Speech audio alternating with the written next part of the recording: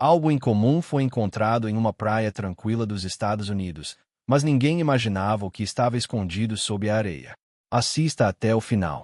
O que acontece vai te surpreender. Conte para nós de onde você está assistindo e não se esqueça de se inscrever e curtir para ver mais histórias misteriosas. O vento soprava do Atlântico antes do amanhecer, cortante e salgado, curvando os juncos secos ao longo das dunas da Baía de St. Clark. O mar nunca fora gentil com as pessoas que ali viviam, mas sempre fora honesto, e isso bastava para Edward Miller. Ele passará 52 anos naquele trecho de costa, pescando, consertando redes e tomando café da mesma garrafa térmica lascada todas as manhãs. Seu pequeno barco de madeira, o Lorna Jane, batizado em homenagem à sua falecida esposa, balançava suavemente na água cinzenta, amarrado a um poste desgastado que rangia como uma junta velha. A vida de Edward vinha se reduzindo há anos. A casa que dividia com Lorna agora estava vazia, exceto pelo tic-tac do relógio e o cheiro de sal. Seu filho, Michael, havia partido para Seattle há muito tempo, em busca de trabalho e barulho, esquecendo-se de ligar. Edward não o culpava. A Baía não tinha mais nada a oferecer aos jovens, apenas silêncio, manhãs frias e lembranças. Aquela manhã começou como qualquer outra. Edward levantou-se antes do amanhecer, vestiu seu suéter de lã e caminhou até o cais. A tempestade da noite anterior havia espalhado algas e pedaços de madeira à deriva por toda a areia. Enquanto eu empurrava Lorna Jane para a maré, a neblina pairava densa sobre a água como um cobertor. Ele navegou lentamente em direção à curva norte da baía, onde às vezes pescava bacalhau escondido sob as rochas. O ritmo das ondas, o zumbido do motor, o rangido do barco, eram sons em que ele confiava, sons que faziam o mundo parecer estável. Mas, à medida que a luz começava a subir no horizonte, algo incomum chamou sua atenção perto da costa. Ali, onde o penhasco descia para uma enseada estreita, as rochas pareciam diferentes. A princípio, ele pensou que fossem apenas destroços da tempestade, talvez pedras caídas ou um quebra-mar quebrado. Mas, mesmo da água, ele notou a estranheza. As rochas estavam dispostas de forma muito organizada, formando um círculo irregular, deliberado, antinatural. Edward diminuiu a velocidade do barco e ficou olhando por um tempo. Ninguém nunca vinha àquela parte da praia. Era muito remota e difícil de alcançar a pé. Seu pulso acelerou com uma estranha curiosidade que não sentia há anos. Quando a maré começou a baixar, ele decidiu conferir. Ancorou o barco perto da costa e caminhou pela água fria das ondas, afundando as botas na areia molhada. Quanto mais se aproximava, mais tinha certeza de que a formação não era natural. As pedras haviam sido colocadas ali propositalmente, talvez para esconder ou marcar algo. Ele se ajoelhou, limpando a areia com as mãos calejadas, e descobriu um leve brilho metálico sob a superfície. O sol da manhã o atingiu no ângulo perfeito, e por um instante ele cintilou como um sinal. O coração de Edward acelerou. Ele tirou um pequeno gancho de pesca do cinto, o mesmo que ele usava para puxar redes, e começou a raspar a área brilhante. Mais areia se desprendeu, revelando o que parecia ser a borda de uma placa de metal plana. Ele trabalhou devagar, com cuidado para não danificá-la, até que conseguiu ver uma dobradiça em um dos lados. Era uma escotilha, antiga, desgastada e quase invisível sob a camuflagem de areia e pedra. O metal estava frio ao toque, escorregadio de umidade. Quem quer que o tivesse escondido, o fizera com cuidado. Ele hesitou, parado sobre ele com o som das ondas quebrando atrás de si. Um arrepio percorreu sua espinha, algo que não tinha nada a ver com o frio. Havia algo de errado nisso, algo secreto que o próprio oceano parecia tentar manter enterrado. Mas a curiosidade superou o medo. Ele enfiou a alavanca na fenda e apoiou todo o seu peso nela. A dobradiça resistiu, rangendo sob a pressão, e finalmente cedeu com um guincho metálico que ecoou contra as rochas. A escotilha se abriu ligeiramente, liberando uma lufada de ar viciado e frio com cheiro de ferrugem e terra. Por um longo momento, Edward ficou parado ali, encarando a abertura escura abaixo dele. O silêncio que se seguiu ao rangido da dobradiça Foi pesado, absoluto. Ele tirou sua pequena lanterna do bolso do casaco. Sempre carregava uma por hábito e apontou para o vazio. O feixe de luz desapareceu na escuridão. Mas ele conseguiu distinguir uma escada que descia, os degraus cobertos de poeira e corrosão. Ele se agachou mais perto, semicerrando os olhos. As paredes abaixo pareciam ser revestidas de concreto, não de rocha. Aquilo não era uma caverna natural. Era artificial. Edward engoliu em seco. Sua mente percorreu as possibilidades. Um antigo abrigo anti-tempestades. Talvez um bunker de armazenamento esquecido da guerra. Seu pai costumava falar sobre aqueles postos de observação secretos construídos ao longo da costa para vigiar submarinos. Mas até mesmo esses deveriam ter sido selados décadas atrás. Por que alguém estaria escondido assim? E por que ninguém havia mencionado isso em todos os anos que ele viveu ali? Ele se sentou sobre os calcanhares e olhou para o oceano. As ondas rolavam lentas e pesadas, cada uma morrendo na praia com um suspiro. Ele sentiu um peso estranho no peito, a sensação de ter se deparado com algo destinado a permanecer perdido. O lógico seria fechar a escotilha e esquecer o assunto, voltar para o barco e ir para casa. Mas ele não conseguia se obrigar a fazer isso. A curiosidade que o mantivera vivo durante anos de solidão ardia agora, sussurrando que as respostas o aguardavam na escuridão. Mesmo assim, ele não era imprudente. Procurou o celular, mas percebeu que não havia sinal tão longe da costa. Teria que escalar o penhasco ou voltar para a cidade se quisesse ligar para alguém. A ideia de deixar a escotilha aberta, exposta, o deixava inquieto. E se alguém ou alguma coisa saísse?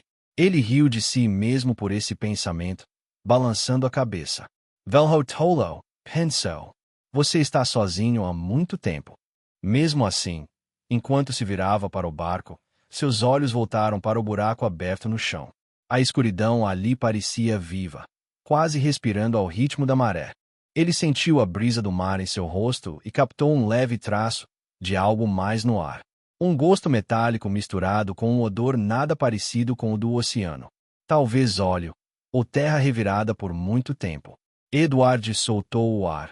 Aproximou-se mais uma vez e se inclinou sobre a abertura. Desta vez, ele apontou a lanterna mais para dentro. Por um segundo, o feixe de luz iluminou algo, paredes forradas com caixas ou talvez engradados empilhados do outro lado. A luz refletiu em um pedaço de plástico ou tecido, algo pálido. Ele não conseguiu distinguir claramente, mas a visão lhe causou um nó no estômago. O que quer que estivesse lá embaixo, não eram apenas ferramentas esquecidas ou equipamentos de pesca. Ele apagou a luz e deu um passo para trás, com o coração disparado. O som das ondas de repente pareceu mais alto, o ar mais frio.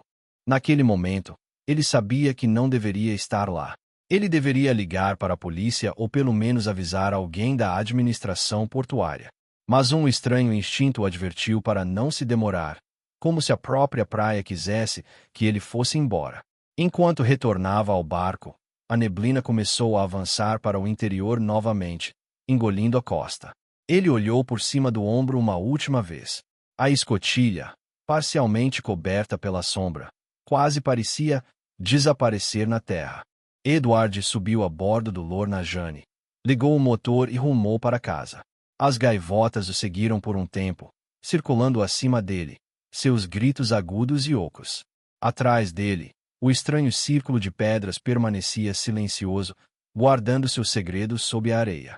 Edward ainda não sabia, mas aquela descoberta, a que fizera sob a pálida luz da aurora, desvendaria tudo o que ele pensava saber sobre sua pequena e tranquila cidade e o mar que o criará. Edward não conseguiu dormir naquela noite. A tempestade havia acalmado, mas sua mente não. Ele ficou sentado junto à janela, observando o luar se mover sobre as ondas, a imagem da escotilha repetindo-se em seus pensamentos como uma fotografia perturbadora. O que estaria enterrado sob aquela praia? A pergunta não o deixava em paz. Pela manhã, sua decisão estava tomada. Ele voltaria e descobriria o que havia lá embaixo antes de envolver qualquer outra pessoa. Dizia a si mesmo que era apenas curiosidade. Mas, no fundo, sentia que era algo mais. Uma atração. O mesmo tipo de atração que o mar sempre exercera sobre ele. Ao amanhecer, ele preparou uma garrafa térmica com café, uma corda, sua lanterna e um pequeno pé de cabra. Depois, caminhou pela trilha estreita de volta à enseada. A maré estava baixa, a areia ainda úmida e as gaivotas silenciosas. A escotilha estava exatamente como ele a havia deixado, meio enterrada na areia, fria e inóspita. Por um instante, ele ficou parado, esperando que talvez o mar o tivesse engolido de volta, mas não. Ele esperou. Enrolou a corda em uma rocha resistente e passou-a pela escada, testando sua força. O ar que subia de baixo era viciado e pesado, como se não tivesse se movido em décadas. Quando apontou a lanterna para baixo novamente, o feixe de luz se estendeu por uns 4,5 metros antes de atingir o chão do que parecia ser uma pequena sala de concreto. Edward respirou fundo e começou a descer, os degraus de metal rangendo sob suas botas. Cada som ecoava pelo poço, aquele tipo de som oco que o fazia pensar em catedrais ou túmulos. Quando seus pés tocaram o chão, a luz da lanterna revelou uma passagem estreita. As paredes estavam revestidas de canos e cabos enferrujados, o teto tão baixo que ele teve que se curvar um pouco. Poeira flutuava no feixe de luz, agitada pela corrente de ar vinda de cima. Ele sussurrou para si mesmo, em parte para manter a calma, em parte para lembrar que ainda era real, naquele lugar silencioso. Ele avançou lentamente pelo corredor, seguindo o som fraco de água pingando. Quanto mais avançava, mais percebia sinais de construção deliberada, pisos de cimento, cantos reforçados, fiação elétrica que outrora alimentara algo. Não era uma caverna natural. Foi construída, planejada. Após uns 30 passos, ele chegou a uma porta de metal grosso. Estava entreaberta, as dobradiças manchadas de ferrugem. Hesitou novamente, a mão tremendo levemente antes de empurrá-la. O cômodo do outro lado fez parar abruptamente. O feixe de luz da sua lanterna iluminou uma pilha de pacotes envoltos em plástico, cuidadosamente amontoados do chão ao teto. Cada uma delas tinha uma mancha escura e oleosa que brilhava levemente sob a luz. Ele se aproximou, estendeu a mão e rasgou um pequeno canto de uma delas. Um forte aroma de erva impregnou o ar. Ele não precisava de experiência para saber o que era. Drogas, provavelmente maconha, armazenadas em quantidades enormes. Seu coração disparou e seu primeiro instinto foi sair imediatamente. Mas então seus olhos se ajustaram e ele viu mais equipamentos, dutos de ventilação, um gerador que parecia mais novo que o resto do lugar. Alguém havia usado aquele bunker recentemente. Havia pegadas na poeira, tênues, mas visíveis, que levavam para o interior do corredor. Um arrepio percorreu seus ombros quando ele percebeu que, e não estava olhando apenas para algo antigo. Aquilo era parte de algo vivo, algo em andamento. Ele engoliu em seco e voltou-se para a escada, com a lanterna tremendo na mão. Já tinha ido longe demais. Precisava sair dali e chamar as autoridades antes que o dono daquele lugar voltasse. Ao chegar à base da escada, o ar mudou. Em algum lugar na escuridão atrás dele, ouviu-se um som fraco. Metal contra pedra, suave, mas inconfundível. Ele congelou, escutando. Nada mais aconteceu. Mas o silêncio que se seguiu foi pior. Subiu rapidamente, cada degrau rangendo sob seu peso, o feixe de luz refletindo descontroladamente pelo vão da escada. Ao chegar ao topo, empurrou a escotilha e saiu, ofegante, com a luz do sol batendo em seu rosto. Fechou a escotilha com as mãos trêmulas e a cobriu novamente com areia até que restasse apenas o contorno tênue. Seu pulso ainda estava acelerado enquanto cambaleava em direção ao barco. No caminho de volta para a cidade, Edward tentou acalmar a respiração. O litoral parecia normal novamente, calmo e limpo, como se nada tivesse mudado. Mas tudo havia mudado. O conhecimento do que se escondia sob aquela areia era como um peso pressionando seu peito. Ele sabia que, e não conseguiria manter segredo.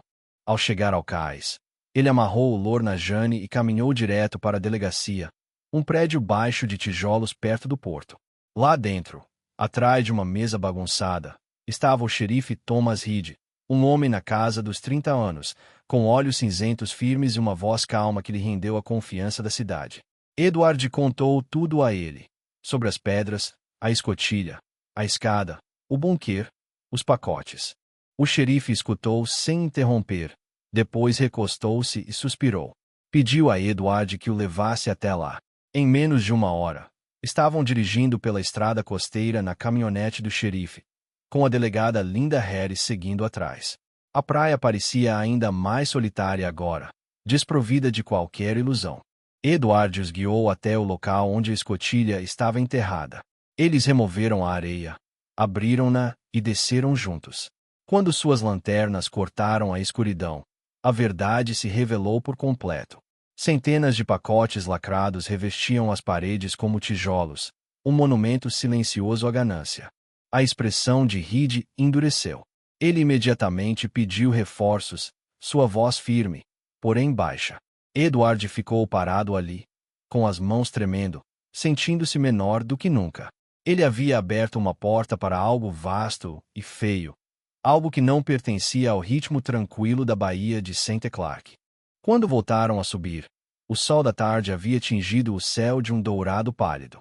O xerife colocou a mão no ombro de Edward e disse que ele tinha feito a coisa certa, que sem ele, talvez eles nunca tivessem encontrado o lugar. Mas enquanto Edward olhava para trás em direção à enseada, uma estranha inquietação o invadiu. A praia estava calma, mas ele sentia como se olhos invisíveis o observassem dos penhascos. Algo lhe dizia que aquilo não havia acabado, que o que ele encontrara era apenas a superfície de algo mais profundo.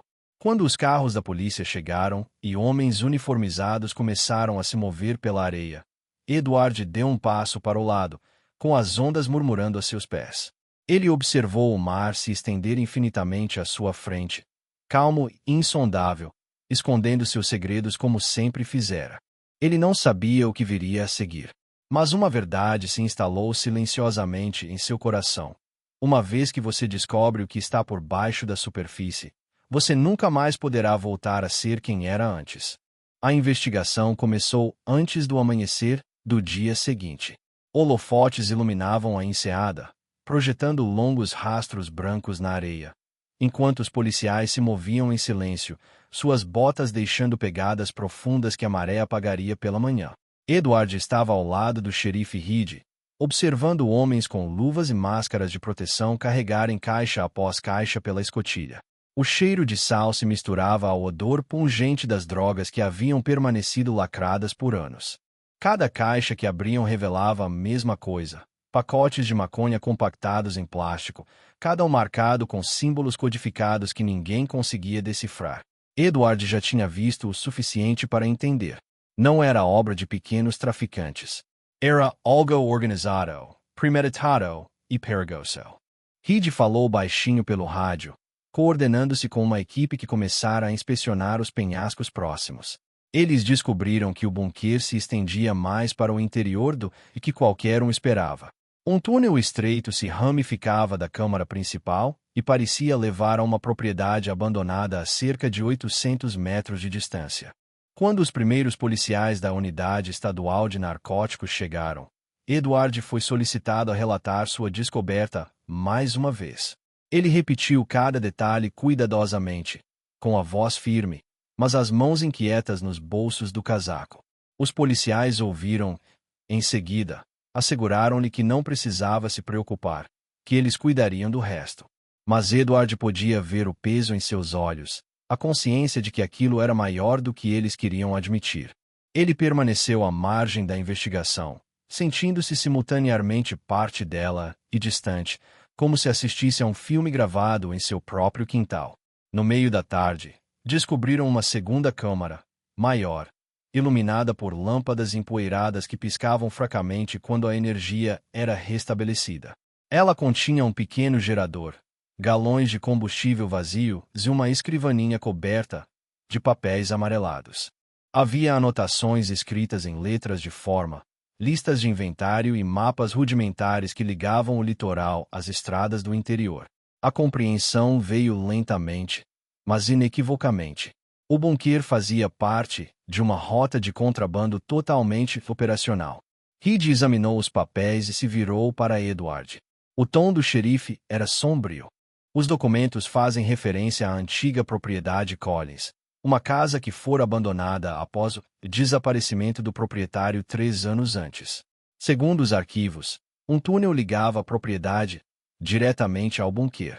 Os contrabandistas transportavam as mercadorias da casa para a praia, usando as marés para encobrir seus rastros. A operação provavelmente já durava anos, oculta sob a rotina da vida cotidiana. O xerife ordenou uma busca completa no perímetro. Edward seguiu à distância, movido por uma mistura de medo e curiosidade, enquanto a equipe se aproximava da estrutura em ruínas, parcialmente escondida atrás de capim e pinheiros. Dentro da casa abandonada, a poeira cobria todas as superfícies. O.A.R. Kairava, a mofo e sal. As paredes estavam cobertas com papel de parede desbotado que se desprendia em tiras, revelando as tábuas cinza por baixo. No final da cozinha, sob uma tábua solta, encontraram a entrada do túnel. Foi reforçado com concreto e madeira velha, largo o suficiente para uma pessoa carregar grandes caixas por ele. Um dos oficiais comentou que parecia algo saído de um filme de guerra. Reed ajoelhou-se ao lado da abertura, iluminando o corredor com sua lanterna. O ar que subia de baixo carregava o mesmo cheiro rançoso do bunker. Não havia dúvidas. Agora estavam conectados.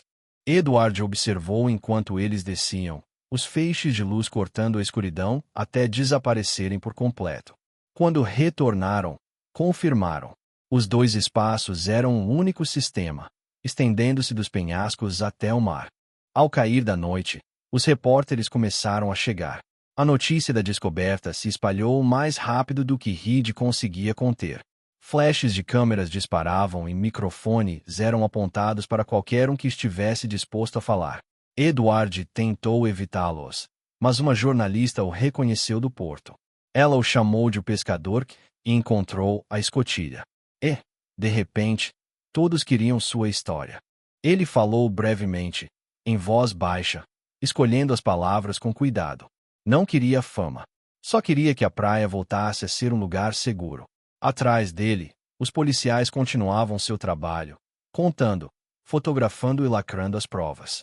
Ao cair da noite, o valor estimado das drogas apreendidas ultrapassava os 3 milhões de dólares.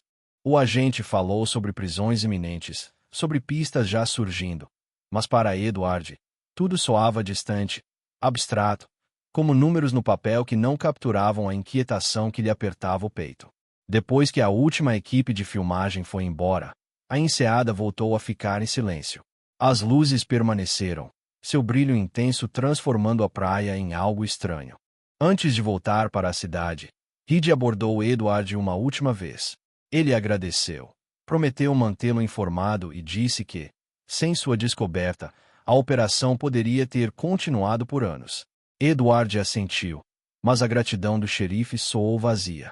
Enquanto os carros da polícia se afastavam, o velho pescador permaneceu na areia, encarando o contorno escuro das ondas. O som do mar havia mudado de alguma forma.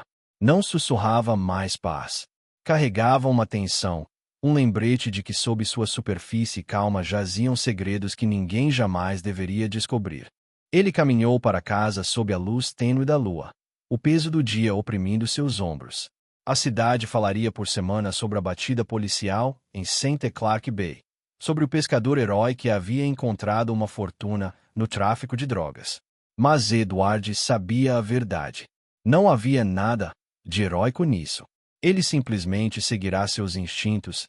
Ao fazê-lo, reabriram uma ferida que estava infeccionada sob a superfície da cidade. Ao chegar em casa, ficou um longo tempo na varanda, ouvindo o vento sussurrar entre os juncos. O horizonte brilhava fracamente à distância, onde os holofotes ainda iluminavam a praia. Pensou em Lorna naquele momento, em como ela costumava lhe dizer que o mar sempre devolvia o que lhe tirava.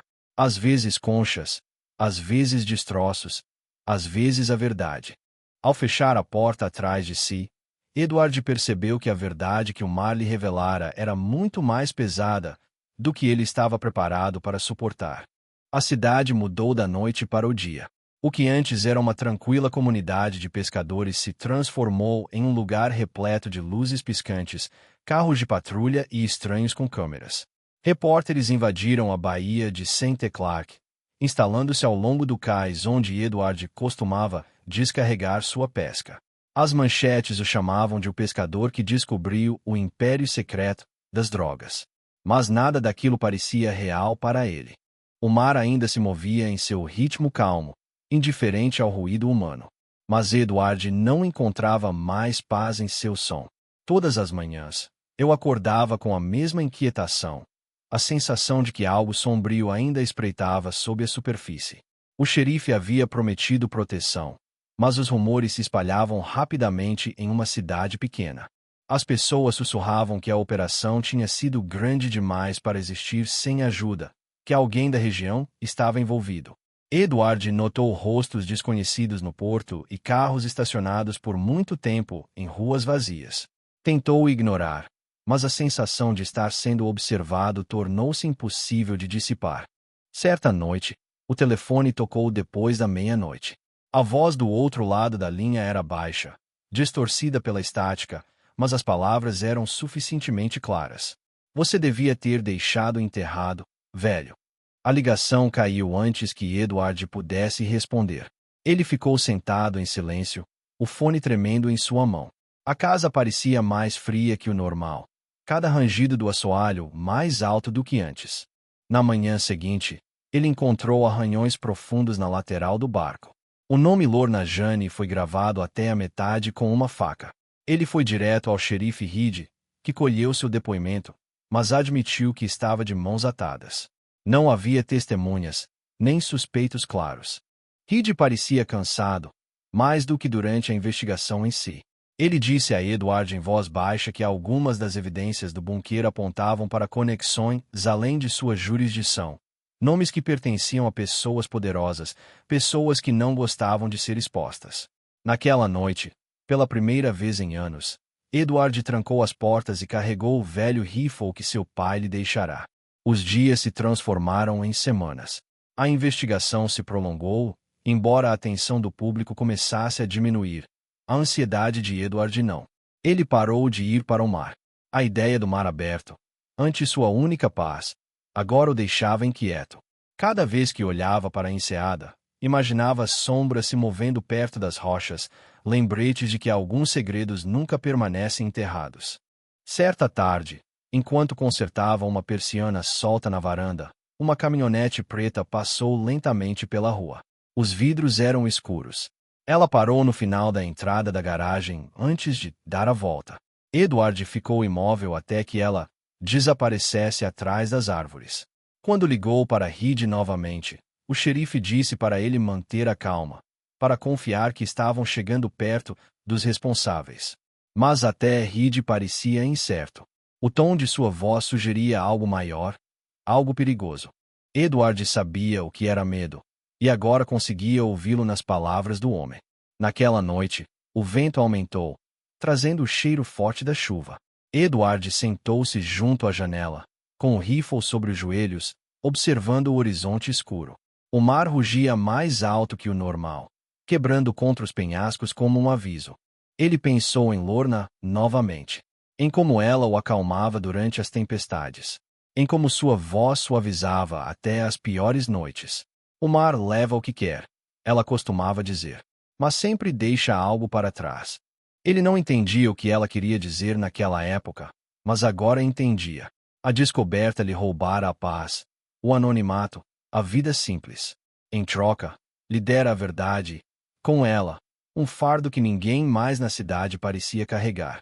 Pouco antes do amanhecer, ele ouviu passos do lado de fora, lentos, deliberados, movendo-se sobre o cascalho. Levantou-se em silêncio, com o coração acelerado, e abriu a porta. O quintal estava vazio. Apenas o som das ondas respondia, distante e constante. Ficou ali parado até o sol nascer sobre a água, a luz cinza e tênue como a névoa da manhã. Quando ele desceu ao porto mais tarde naquele dia, o clima entre os pescadores era estranho. A conversa cessava quando ele se aproximava. Alguns acenavam educadamente com a cabeça, Outros desviavam o olhar. A notícia havia se espalhado de que ele havia sido ameaçado, que seu barco fora vandalizado.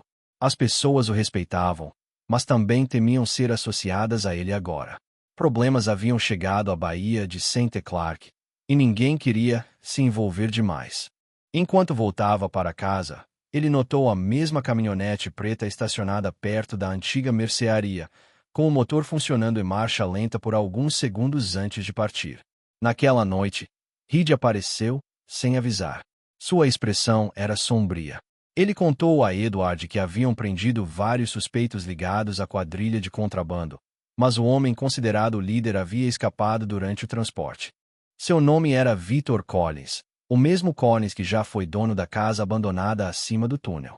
Reed admitiu que Collins tinha amigos poderosos e que poderia levar tempo para encontrá-lo. Ele prometeu patrulhas extras perto da casa de Edward e o aconselhou a tomar cuidado. Pela primeira vez desde a descoberta, Edward sentiu medo de verdade. Não era só por si mesmo, mas pela cidade. Ele sabia que homens como Collins não esqueciam facilmente. Construíam suas vidas no silêncio, em segredos enterrados sob camadas de areia.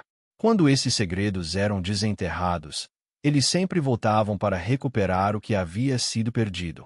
Naquela noite, a tempestade retornou com toda a sua força. Raios iluminavam a baía, revelando os penhascos e as águas agitadas abaixo.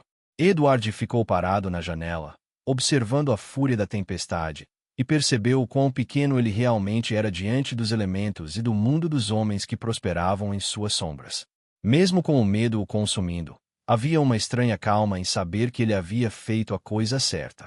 Ele havia arrancado a verdade das profundezas, e embora isso lhe custasse a paz, também dera à cidade a chance de se purificar.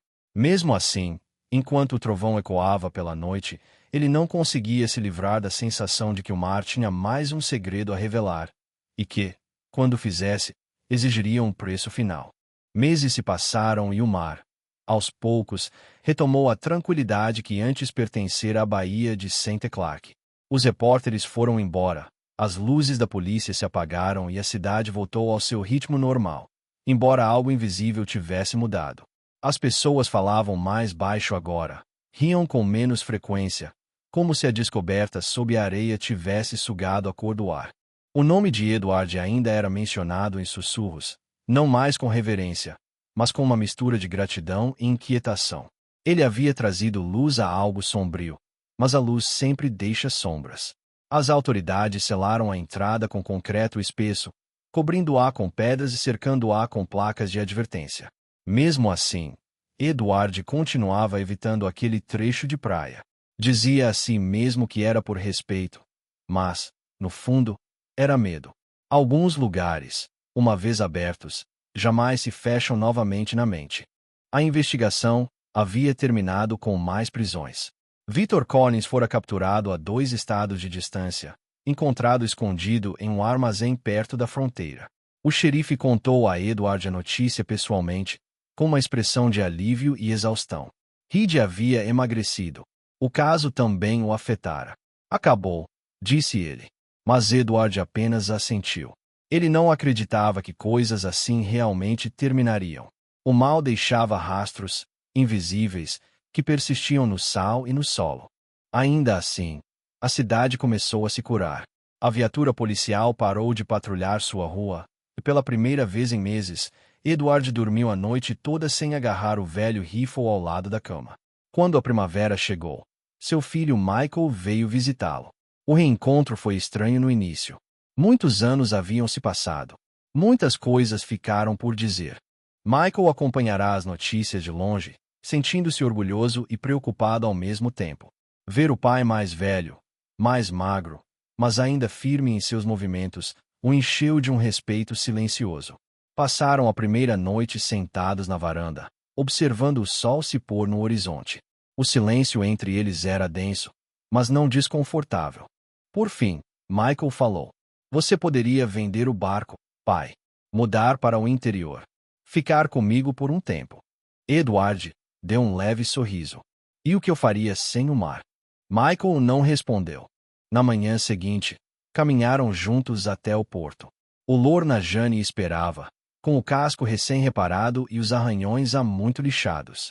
Edward passou a mão pelo corrimão, sentindo a suavidade da madeira sob os dedos. Mais uma viagem, disse ele. Michael hesitou, mas o seguiu a bordo. A maré estava subindo e o vento soprava suavemente, trazendo cheiro de sal e pinho. Ao se afastarem do cais, o rangido familiar do barco ecoou no ar, e Edward sentiu algo dentro de si se aliviar pela primeira vez em muito tempo. Eles navegaram ao longo das falésias, a água cintilando a luz. De longe, a praia parecia tranquila novamente. O local onde a escotilha estivera agora era indistinguível do resto da costa. Em mar aberto, Edward desligou o motor e deixou o barco à deriva. O horizonte se estendia infinitamente à frente, uma faixa prateada entre o mar e o céu. Michael sentou-se ao lado dele, em silêncio, observando as gaivotas mergulharem e subirem. Sabe, disse Edward, em voz baixa. Sua mãe costumava dizer que o mar nunca esquece. Ele apenas espera. Ele fez uma pausa, com os olhos fixos nas ondas. Talvez ela estivesse certa. Talvez ele estivesse esperando que eu visse o que precisava ver. O homem mais jovem não respondeu. Não havia nada a acrescentar. Eles permaneceram assim por um longo tempo, o barco balançando suavemente, o sol subindo cada vez mais alto. Quando finalmente voltaram para a costa, Edward sentiu-se mais leve, como se um peso invisível tivesse começado a se dissipar. O passado não podia ser apagado, mas podia desaparecer, suavizado pelo tempo e pela maré. Ao se aproximarem da enseada, ele viu que a cerca ao redor do antigo local da escotilha havia sido parcialmente soterrada pela areia movediça.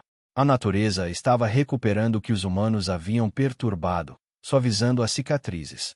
Ele interpretou isso como um sinal. Naquela noite, quando o mar se tingiu de dourado com o pôr do sol, ele caminhou sozinho até a beira da água. Em suas mãos, ele carregava uma pequena cruz de madeira que ele mesmo havia esculpido. Endireitou-a perto do local onde antes ficava a escotilha e ali permaneceu, deixando as ondas banharem suas botas. Ele não fez uma oração. Nunca foi de muitas palavras, mas pensou em tudo que havia sido perdido e em tudo que havia sido salvo. Gaivotas sobrevoavam, seus gritos cortantes contra o vento. A luz mudou, suavizando-se nos tons calmos do crepúsculo. Pela primeira vez desde aquela manhã, meses atrás, a praia pareceu silenciosa, como se finalmente tivesse expirado. Edward voltou-se para sua casa, com um leve sorriso de paz no rosto curtido pelo tempo. Amanhã ele pescaria novamente, não pela pesca em si, mas pelo silêncio, pelo ritmo que sempre o ligara ao mar. Atrás dele, as ondas iam e vinham, apagando suas pegadas até que restasse apenas a cruz, meio enterrada na areia, uma marca silenciosa de memória contra a costa infinita. O que você acha que realmente aconteceu? Compartilhe sua opinião e conte-nos de onde você está assistindo. Se gostou da história, inscreva-se, curta e ative as notificações para acompanhar mais mistérios reais.